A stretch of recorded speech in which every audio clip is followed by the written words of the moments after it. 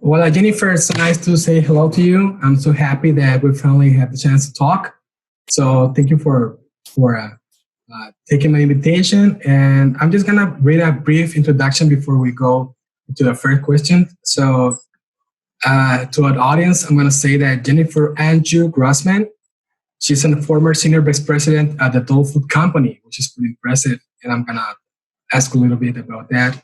And she became the CEO of the Atlas Society on March 1st of 2016. So it's been well over 4 years now. Jennifer has spent decades helping people to live freer, healthier lives, and her experience proves that. She launched the Dole Nutrition Institute, which is a research and education organization at the behest of Dole chairman David H. Murdoch.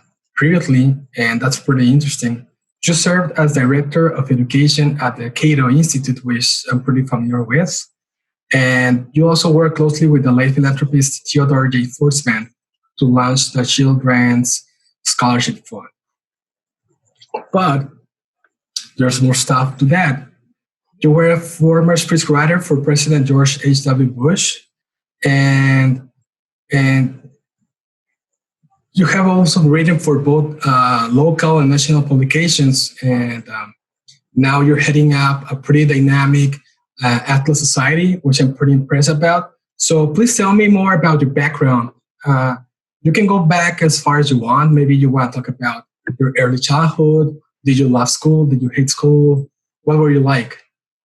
Well, first of all, thank you so much for having me on. It's a real honor.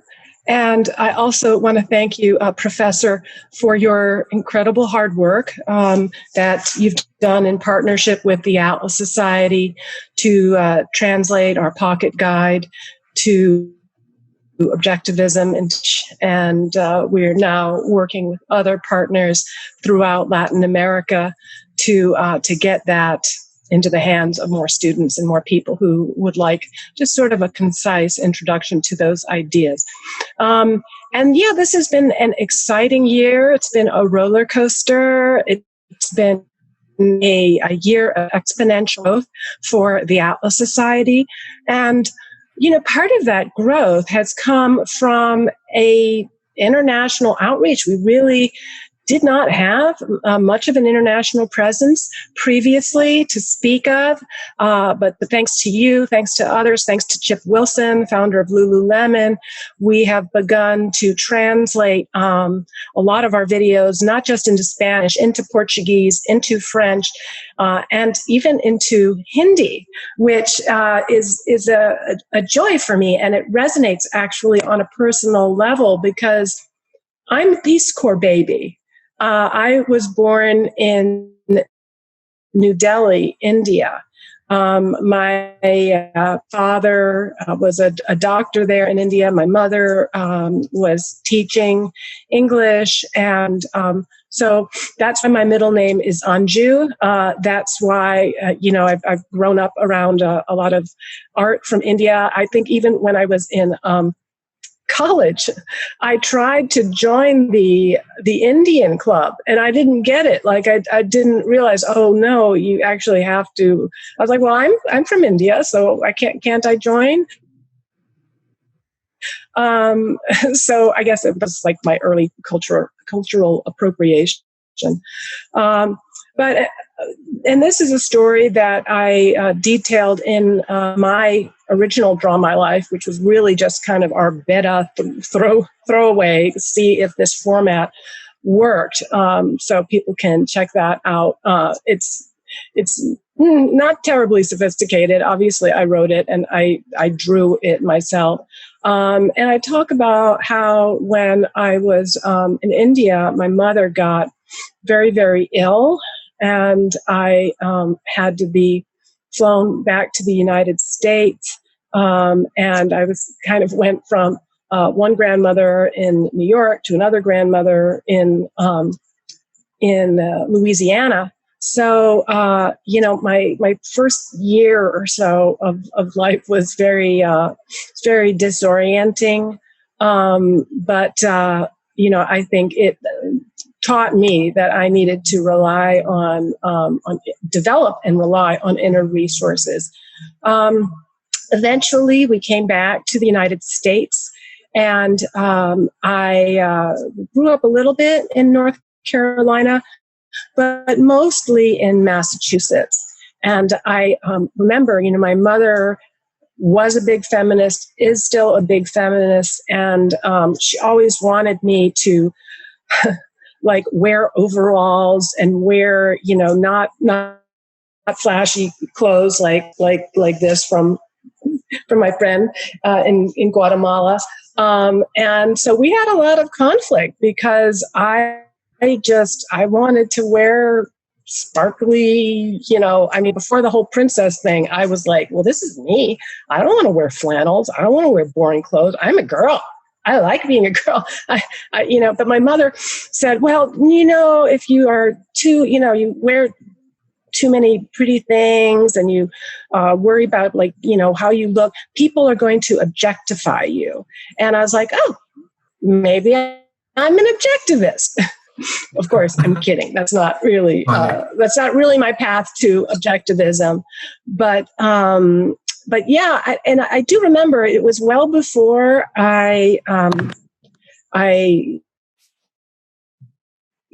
even knew about Ayn Rand. It was when I was raised, and I was different, and I was kind of not fitting in. And I remember that there was a kind of a gang of bullies, and they put me on trial for being conceited. And I was like, I didn't even, really know what that meant. And I kind of looked it up, and it was, more or less thinking highly of yourself. And I was like, yeah, well, I do. So guilty as charged. Now, obviously, vanity is not a virtue, but I think that was an early theme to just say, people are going to be against you and they're going to bully you, and it's not necessarily going to be for things that you have wrong with you, like handicaps or because you're fat or slow. You could be bullied for your best. You could be bullied for accomplishing more and for being more ambitious. And so that was an early lesson, which I then, took to heart. And when I was introduced to the literature of Ayn Rand and read her incredible dramatizations of envy, the hatred of the good for being good, of greed, the desire for the unearned, it really connected with me. And I didn't get to it until later in my career, but I've had my Ayn Rand license plate, all these years. And so it's a real privilege to be able to now, as a full-time, profession, be able to share with others the ideas that have helped me so much to overcome obstacles, to keep persevering, and to not be afraid of the criticism of others. If anything, at this point, I'm like, yep, I'm doing something right. You gotta deal with that. Yeah, sure. So you're very, very happy, proud of yourself. And you mentioned going to college. Did any of that happen during your stay in college? What was it like back then? Yeah, well, I spent my first year at Columbia University, and then I transferred to Harvard University, which was maybe a little bit of a disappointment for my dad, since he's a Columbia Yale guy. Wow. But really, what I remember from my first early years of college was how underprepared I was. To go from a government school, which, I got a pretty good education. And from my high school, there were probably 70 out of a small class that did eventually go to Harvard. And it's been fun to see them at our reunions, including our most recent, I think, 30th reunion. But I just realized, whoa, I had to catch up. There was a lot I didn't know. And so I I remember actually, I had a couple of little coping mechanisms. One was I recorded, back in those days, there was like little cassette recorders. I would record my classes, then I would transcribe my classes. And I took a double class load because I knew that I had a lot of catching up to do. And then when I would sleep, and I trained myself to only get 3 hours of sleep. Wow. And I did that with a lot of coffee and no dose. And so ever since then, I've never been able to pick up a coffee because it just, I think I have that post-traumatic stress of those early years in college. But then I would also play those recordings while I was sleeping so that I would, on some level, brainwash myself. I was like, I've got to know this. I've got to figure this out. And so, at the end, it worked. Wow, that's fantastic. I didn't know about that. And that's pretty impressive because it's not a small feat to be in Columbia or Harvard and achieve all the stuff that you've done. And maybe I guess I'm gonna go back a little bit. You were a speechwriter for a president of the United States. I want to know about that. I mean, I don't know, were you going straight out of college? Were you having your first, second job? What was it like for you? Oh, it was such an exciting time. But to give you a sense of how long ago it was still, so I started out as a researcher, but I was writing everything I could get my hands on, the things that people didn't want to write. I would be writing for my speechwriter, who I don't know what he was doing, but he gave me the chance to learn and to be mentored. And after a while, I was like, okay, guys, I've been writing all of these speeches, so I'd like you guys to give me my official commission as a presidential speechwriter. And to their credit, they did. So I felt it was a very friendly place for a woman to work, and also for somebody who was just new. But I'll tell you a funny story about the White House. So when I was in college, when I was at Harvard, I got introduced to a few people that were like the editor of the American Spectator, the editor of National Review. I don't remember how I got introduced, but I got introduced. And then when I came to Washington, D.C., after a adventure in Greece, and thinking, well, I'm just gonna go and have a good time. And Dad was like, nope, no money for you. So you can go to college or good luck. So I came back. I was interested in government. I studied government. So I went to the government town, right? I went to Washington, D.C.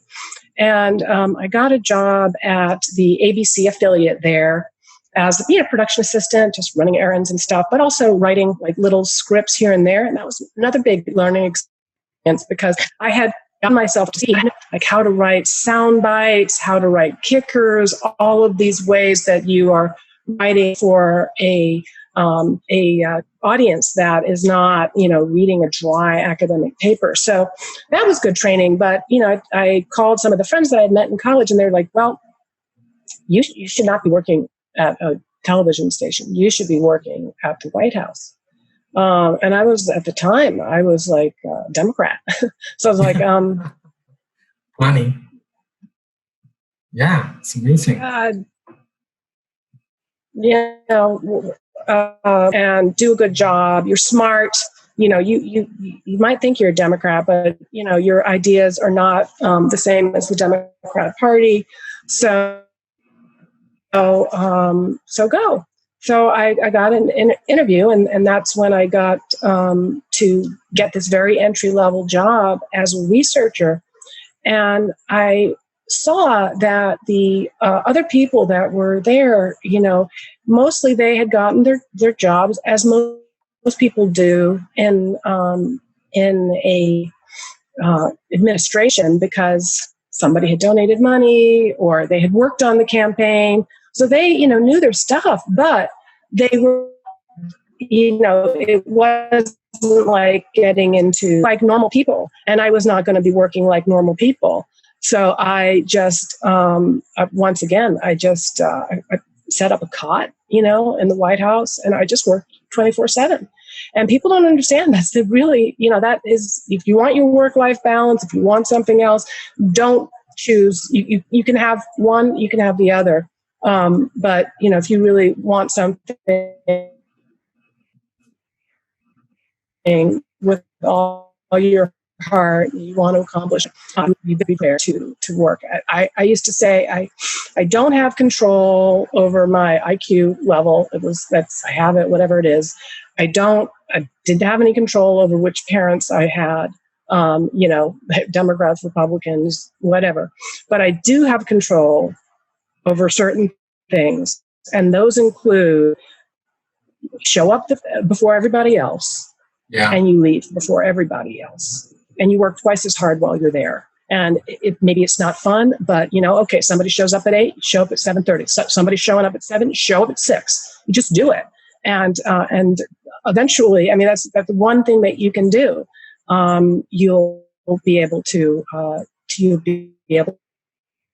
excel, and you'll be able to outform, the competition. And never forget that we are always in competition, whether we're looking for a new job, or we're trying to hold on to our job, or we're just, trying to get a bid, trying to get donations, trying to get, eyeballs. Ayn Rand said, that the creative man is motivated by the desire to achieve, not to beat others. But as our honoree this year, Peter Diamandis, would say, competition's not bad. Competition is good. It brings out the best in us. So the other thing is you got to work with what you have. Like you got to work with whatever software came that you were downloading. I was always very, very competitive. Just ask my mom.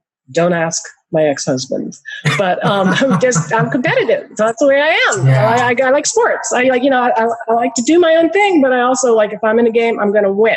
So take what you have and make it work for you. I recall one of the bits that I was translated for the pocket guidebook for Objetivism is that things are what things are. So in order for a share to be a share, it has to be a share. You cannot change the nature of things. And it takes a lot of courage to accept by oneself that you cannot change yourself in a way that's going to make you somebody else. And I guess that brings up a lot of pain. That hurts a lot to realize that, to accept that. But I tend to find that I think that lacks a lot on the left or the strict left, anywhere you go on the planet. And I think that's what sensible, common sense people come to realize with time, with age, with experience, that you're going to accept who you are, and that's the only person you're going to be. And I recall this bit when Rand was saying something about things are objective in the sense that they are what they are. Their characteristics, their entropies, you cannot change that because you decrease so. So I just want to jump a little bit before going into more about Rand and the society. I'm also very interested in your private sector experience. So just before we dive into the think tank sector, you did become senior vice president for the Dole Food Company. That's pretty impressive. So please tell me about it. What was it like? Well, what did you do? Yeah, thank you for that question. Because I did spend pretty much the vast majority of my career prior to Dole working at the State Department, working at the White House, working in the think tank community. And I had not really, cut my teeth in terms of business experience. I was, a writer, like first and foremost. I think the path of speech writing was something that I continued, and I would write speeches for various CEOs, write, Wall Street Journal op-eds for them. So that was kind of my gig. That was kind of my niche. And at one point, I was out of whatever. I was, was in a transition, looking for some new project. And people knew that I was a speechwriter and that I was a ghostwriter. So a friend of mine said that David Murdoch was interested in writing his autobiography. And I was like, oh, that's easy. I can just roll out of bed to do that. And I flew out to meet him. Well, no, actually, our first meeting was in New York City at his incredible townhouse there.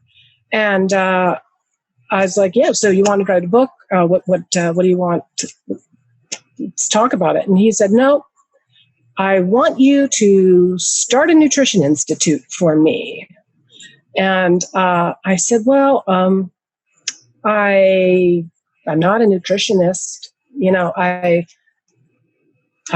don't, I really obviously I've been into yoga and into healthy eating all my life, but not as a profession. And he's like, you're smart. You'll figure it out. I know this. And I was like, well, this is great. Move out to the West Coast, move to Malibu. But in retrospect, it strikes me because another entrepreneur that I admire, Richard Branson, I learned later that he used the name Virgin to apply to a lot of the companies that he started and that he owned. And it wasn't necessarily just for the, kind of shock value of a sexy name, but it was part of his business philosophy that he did not want people who had a ton of experience in that particular sector. He wanted people who were virgins to that endeavor because they would then bring outside of the box thinking. And I thought it was pretty incredible that he actually valued that perspective, that outside of the way things have always been done perspective over, the regular experience. So it was a spectacular job. Obviously, I stayed there for a long time, maybe 13 years or so. It was wonderful because Mr. Murdoch is extremely tough boss, very, very, very tough, the most tough I've ever had. But I learned a lot, and I've had some tough bosses, believe me.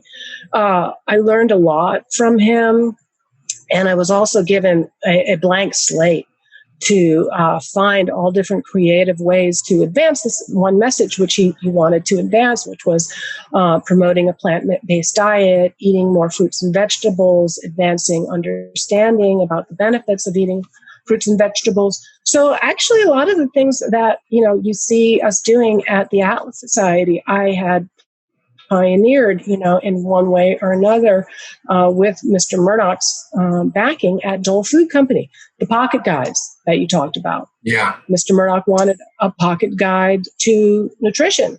So I was like, okay, well, this is how you do a pocket guide to nutrition. Let's do a pocket guide to Atlas Shrugged. Let's do a pocket guide to Objectivism. Let's do a pocket guide to postmodernism.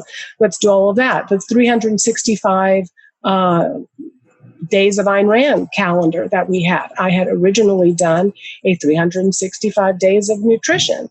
I did rap songs. I did, messaging of like, if you call Dole Food Company, you get, and I also, when I was there, was when Facebook, came into existence. So it hadn't existed before. So I learned of early on how we could to the kind of messaging that we're continuing to advance today. And I see a lot of similarities because though at the time we were talking about what are the nutrients you need to be healthy, we did a lot of work on vitamin D and why you need these nutrients. Now what we're talking about are the values that you need to be spiritual, healthy, to be intellectually healthy, to be productive. And so it's just another way of advancing a product. The other thing that I learned at Dole, which was key, one of the biggest shocks to me when I came to Dole Food Company was I was like, when I thought of customers, I thought of people that buy and eat bananas. I thought, well, those are the customers, right? But I learned that actually, no, all of our revenues came from customers who were retailers, and consumers were ones who bought the products in the retail location. So that actually helped me a lot in thinking about the model for the Atlas Society, because our consumers are young people. Our consumers are the ones who are eating the banana. Our consumers are the ones who are watching the animated videos, who are engaging with our memes, who are a part of our Atlas advocates, who are a part of our book club. But our customers are the ones that are providing the revenue. It's a good discipline to have, to think, okay, these are the people that are the customers. This is where the money's coming from. What are their priorities? And how do we provide superior value based on their existing alternatives? And to always keep in mind that donors have alternatives, and to be working our tails off to find how we can provide a superior value to them. So listening to you, it seems to me that in some capacity or other, pretty much your whole professional life you've been doing not only writing, but moreover, you're doing research and education, which you mentioned for something that you did for the Dole Nutrition Institute, but also that I see that you're growing pretty fast, pretty impressive at the Atlas Society. Even you guys launched an Atlas University, which is amazing. I want to know more about it. So now that you're talking about the lessons from your private sector experience, how it has helped you, and you have implemented that to role as CEO of the Atlas Society, how do you manage? How do you and your team manage to be so active and do so many things that, I mean, I just cannot keep up. Just launching new stuff and new videos and new content creation and the animation and the ebooks, and come on, how do you guys manage? That's a good question, because we're like 6 people. Our budget is literally 1/10 of the size of like a comparative larger objectivist organization. Are 20 of that size. So as reality exists, you can see with your very eye that we're coming out with new products. So there's an advantage, having endless meetings, we're not like having to do things the way everybody else has done. The other thing is that money, it never crossed my mind to do that. Actually, I hate for somebody on the staff to say, hey, well, this is an option. And so, the fact that we didn't also means that we don't have the strings attached, So if you take the bailout money, you can't fire people, and you can't, it's just, you have to spend all of those resources dealing with paperwork, dealing with compliance.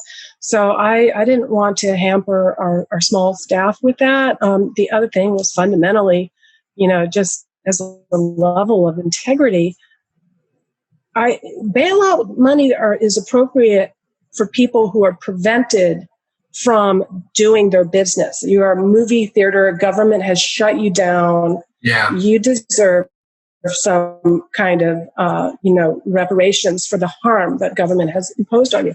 Nobody's preventing us from doing anything, Nobody's preventing us. There's so much exponential new technology, I can't even keep up with it. So for me, what I look at is, there's so much more that we have to do. There's so much more that we can and should be doing in terms of implementing virtual reality platforms, taking advantage of artificial intelligence, taking advantage of all of these incredibly new products that are out there. There are new insurance products that people can have, which designate, a charity if you don't end up making claims on your insurance. So there are more ideas that we have than we're able to implement. We have a very good team, but we don't baby people. Okay, so like if somebody's not able to perform their responsibility, my focus is on our donors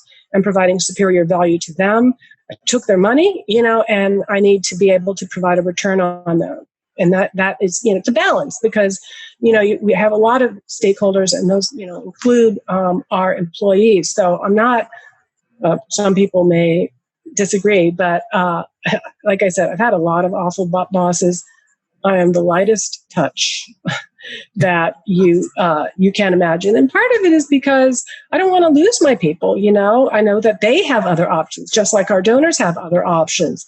And you don't get high productivity, high creativity when people are living, in fear. So I tell everybody on our staff, and I mean it, I want you to go out there and I want you to make mistakes. And if you're not, not before the gala. There's no mistakes allowed, guys, in these next 5 days. But but otherwise, if you're not making mistakes, and I mean big mistakes, make some mistakes, you're not being creative enough. You're not taking enough risks, and so yeah, that's and as a result, we get all these wacky, fun ideas, and then we launch them, and that's really comes not. I'm taking my direction from Jay LaPierre, who's the chairman of the board of the Atlas Society. He says, "Run a play, run a play, run a play." He is pushing us, to take risks and to try things. And maybe if you're small, if you're a larger or bureaucratic organization, you're not able to do that.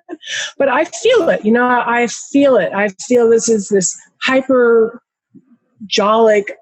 moment where things are coming together. And I feel the engagement from our audience. Look at people like you. We've got people around the world that are just asking, how can they help? They want to be a part of what we're doing. And so it just, it feels really great. But I think I need some more notice. Tired. Tangles.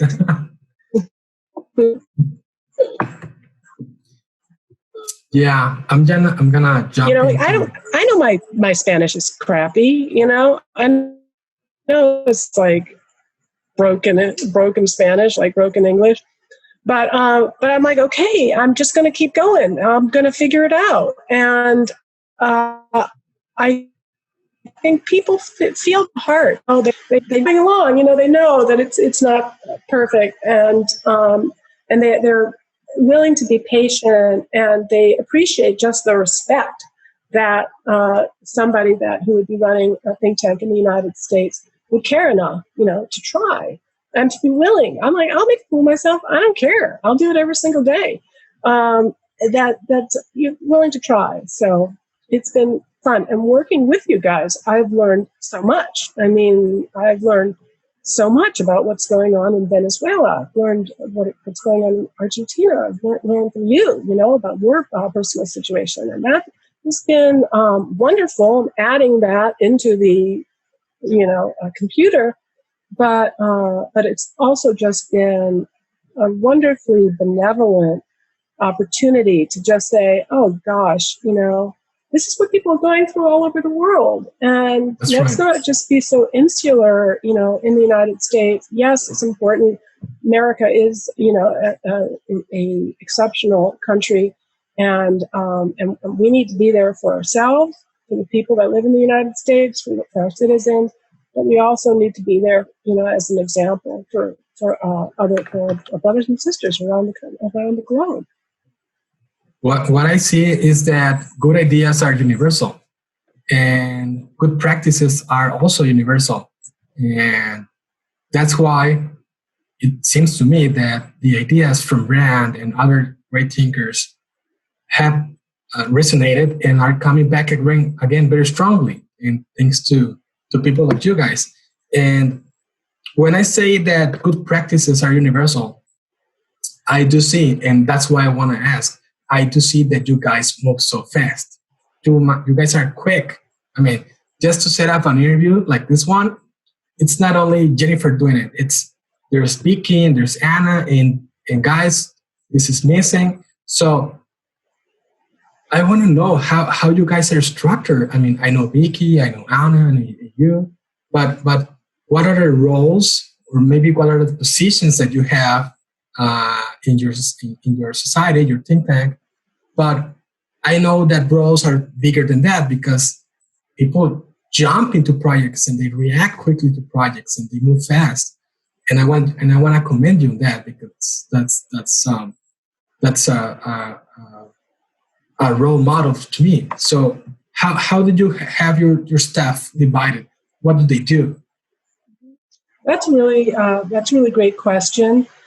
So, and it's changed. You know, the staff that we have today at the Atlas Society is not the staff that we started out with.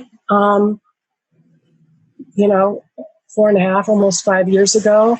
And it wasn't, you know, that I was coming in to say that we, you know, have to clean house or change staff, but I came in with a very specific direction that I wanted to orient towards young people. I wanted to, again, the model had been for customers, which is a good model, by the way. It's an easier model from a fundraising point of view. If you are an opera, you know, if you're providing a magazine to donors, you know, if you are providing a club for donors, I mean, that's an easier way, because like people can actually say, well, this is the benefit that I'm having.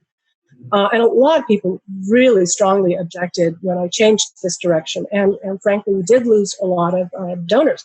And I was like, okay, well, that's fine. It's going down anyway, so let's try it this way. So I had the full backing of the board. Not everybody liked it, and people were not used to doing it like this. I'm doing it every quick. Okay, there's no early Friday, you know. There's no whatever, and you know, if you can't, I'm the boss, and I'm setting the direction. And if you can't, if you're not going to respect the direction I'm setting, if you're not going to work at least 70% as hard as I am, your chances, I think you're going to be happier someplace else. So that's, you know, what we did in terms of how we're structured. We are structured virtually, so that is one of the first things that I did at the Atlas Society. We had a physical office, and I was like, we have like $5. We're not doing an office. I wanted to do WeWork, but it was not something that the people at the time were feeling comfortable with. Although I do use WeWork quite a bit personally. So now, you know, we have obviously our founder, David Kelly, and we have our senior scholar, Stephen Hicks, and his projects are the Waterfall, which provides a deeper dive into some of these topics. He currently has a campaign on artificial intelligence and robotics, which dovetails, you know, nicely into this year's Guía. And so then he also, I try to have him, we don't have all of his time, we have a substantial chunk of it. would prefer that he be the speaker. You know, he's got the PhD, I don't. And I think he's a better speaker than I am. People really need to hear what he has to say, particularly on postmodernism and objectivism. So that is a role that he fills. Vicky is our editor, and among her roles is organizing the Atlas Intellectuals, which is a monthly discussion group that Stephen Hicks joins. She's also our editor, so she helps with the drafts of the newsletters that we come up with weekly, and she's a really fine writer as well. And so she comes up with original content, and she sources other content that we feel that our audience needs to see. And Anna is the youngest and newest member of the Atlas Society.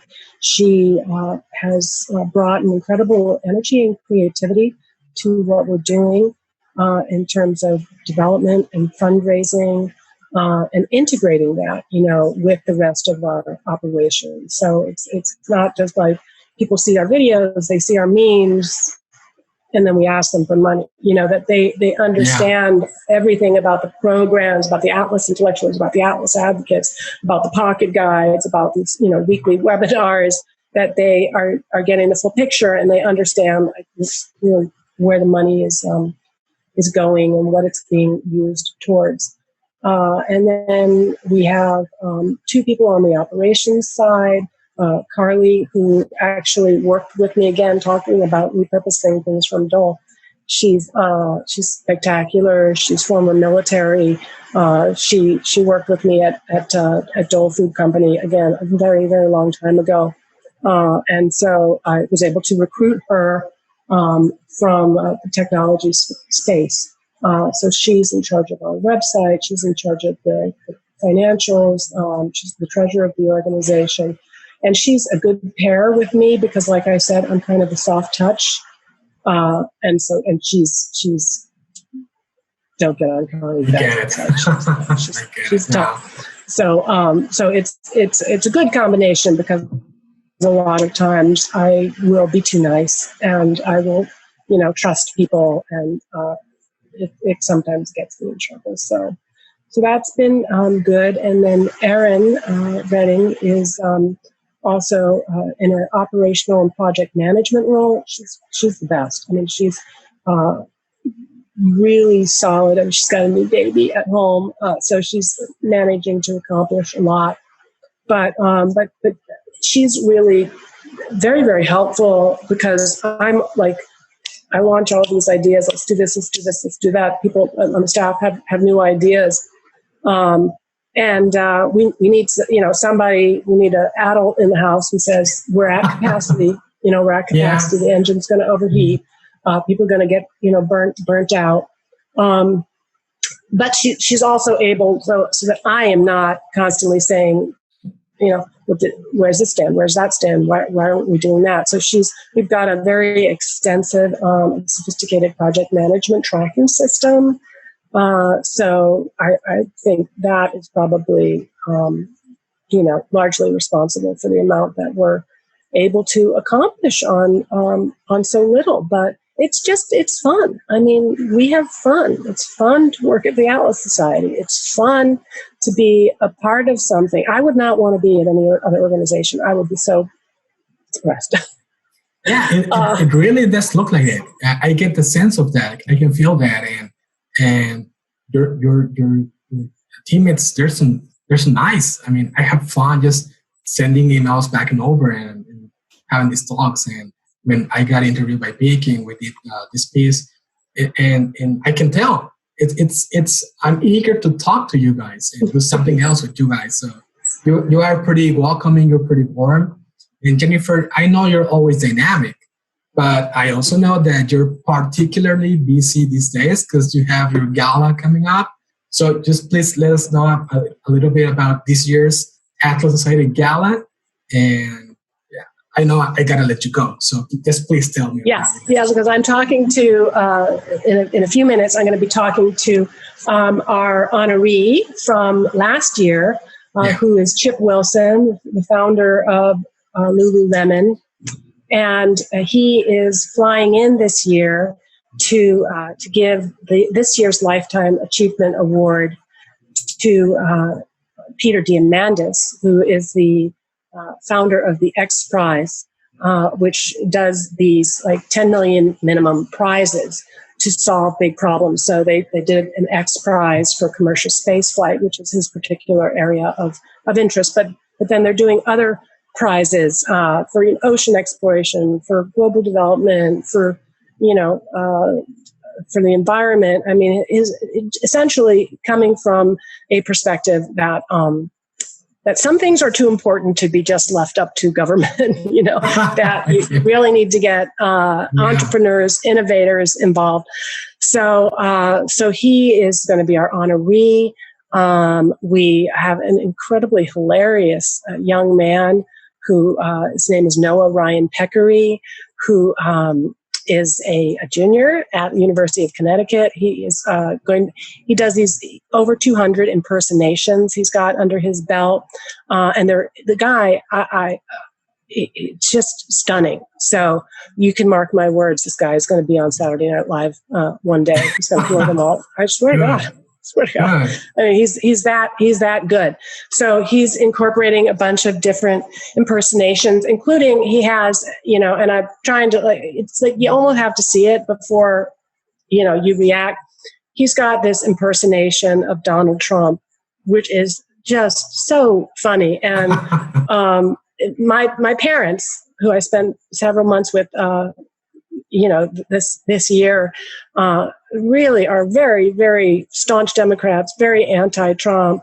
I am not a staunch Democrat, as you can probably tell from my, background. But they love this guy. They love it. So every time we would gather around the dinner table, they would say, let's see, what does our boy have today? They wanted to see Noah's latest impersonation. So it's, it pokes fun, at the president, but I think it does it in sort of a playful way. And it's just so good. I mean, it's like when I first started having those impersonations, Aaron on the staff said, I think he's lip syncing. Okay. Wow. Come on. And I said, because I had sent her an impersonation that Noah did for my parents. And it was like Donald Trump telling, mom to wear a mask because dad wanted her gumbo. And, my staff was like, he lip synced that. I'm like, why would the president of the United States be talking about gumbo, to my mother? I mean, so that's kind of cool. Then we have an athletes panel with Laird Hamilton, big wave surfer, Gabby Reese, volleyball pro, right.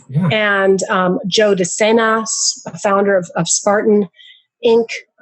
And the other thing that's been really a challenge, but also an opportunity, because this is really the kind of first event. Everything else got canceled.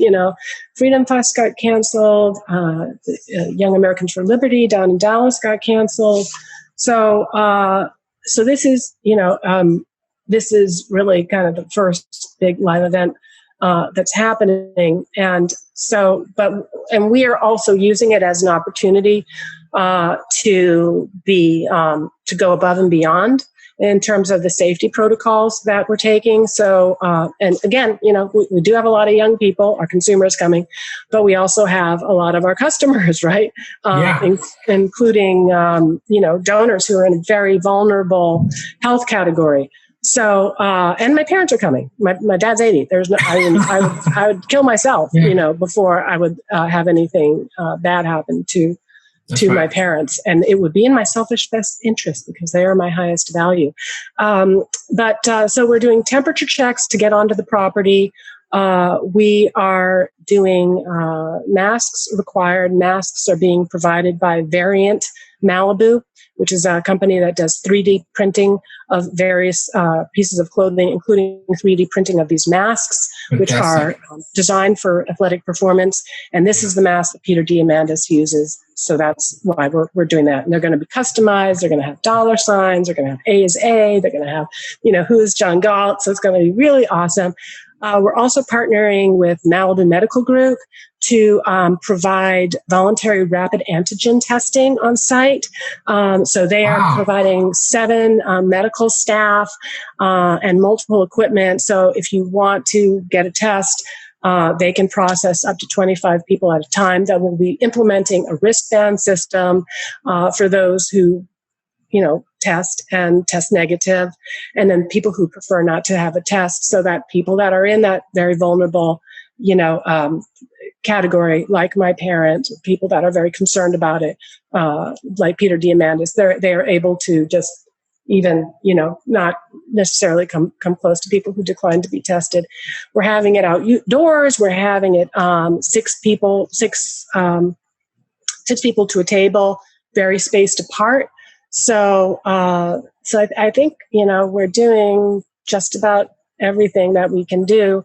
And then additionally, that your viewers might want to know, we do have, and we have like 130 people coming from around the world, including Canada, Argentina, at least 30 of the 50 states. But we do have a virtual option. And thanks to our chairman, Jay LaPierre, we are pouring considerable resources into that. So it's not going to be so much like an interactive Zoom type of thing. It's just really more or less what you'll see. We're going to have multiple cameras, camera on the stage, camera on the audience, and a roving videographer, plus a drone. So you will kind of get the sense of what it's like to be there.